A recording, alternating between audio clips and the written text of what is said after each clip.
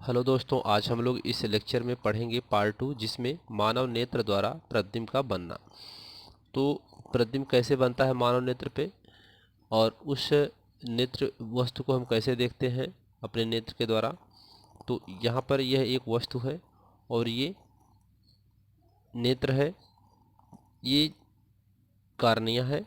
बीच में यहाँ पर क्या होता है, जलीय द्रव, ये कचाप द्रव, और ये लेंस, यहाँ रेटिना। ठीक है। तो वस्तु से आने वाली प्रकाश की किरण पहले कहाँ पड़ती है, पहले कार्निया पर पड़ती है। कार्निया से फिर यह अपवर्तित होकर के इस जलीय द्रव में आती है, फिर जलीय द्रव से लेंस पे आती है, लेंस पे आने के बाद फिर कचाप द्रव में आती है। कचाप द्रव से होते हुए यह रेटिना पर पहुंचती है, जहां पर इस वस्तु का उल्टा प्रतिबिंब बनता है। यहाँ पर वस्तु का कैसे प्रतिबिंब बनता है, उल्टा प्रतिबिंब बनता है। वास्तविक बनता है लेकिन उल्टा बनता है। तो इस प्रकार से मानव नेत्र में प्रतिबिंब बनते हैं। तो वही यहाँ पर लिखा गया है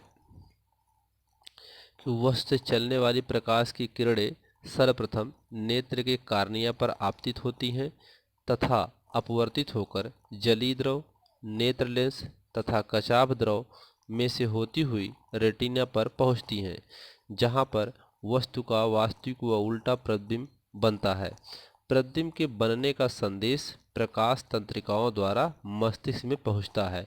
अब यहाँ पर जो ये प्रकाश तंत्रिकाएं होती हैं, इसके बाद तो यह जो होता है प्रतिबिंब कैसा बना, यह संदेश मस्तिष्क को देने के लिए प्रकाश तंत्रिकाएं होती हैं, जिनके माध्यम से उस मस्तिष्क तक पहुंचता है। तो जिससे मस्तिष्क अनुभव के आधार पर यह प्रतिबिंब सीधा दिखाई देता है। तो मस्तिष्क को अब उसके अनुभव के आधार पर वह प्रतिबिंब उसको सीधा दिखाई देता है। ठीक है।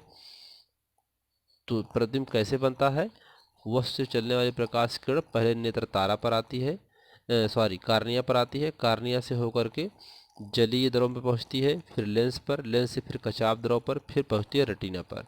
तो जहां पर यह किरण का इस वस्तु का प्रतिबिंब बनता है रेटिना पर, वास्तविक और उल्टा बनता है, जिसके यह प्रकाश तंत्रिकाओं द्वारा मस्तिष्क तक इसका संदेश भेजा जाता है दिमाग तक। तो मस्तिष्क तक पहुंचता है, तो मस्तिष्क उसको अपने अनुभव के आधार पर उसको प्रतिबिंब को सीधा देखता है। ठीक है। तो इसे कहते हैं मानव नेत्र पर प्रतिबिंब का बनना। ठीक है।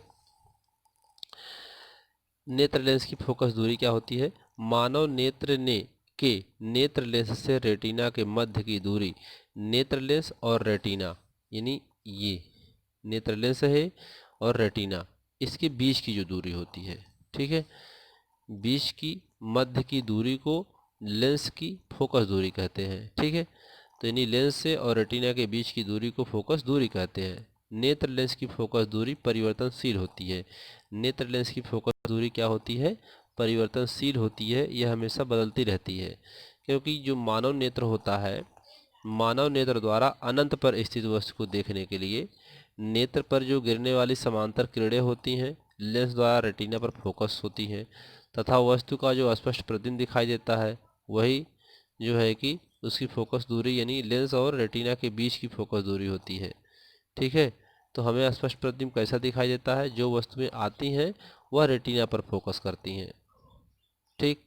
और ये जो होते हैं, जो फोकस होता है, यह फोकस दूरी परिवर्तनशील होती है। अब इसको हम अगले चैप्टर में अगले टॉपिक में पढ़ेंगे। इसमें इतना ही, तब तक के लिए धन्यवाद।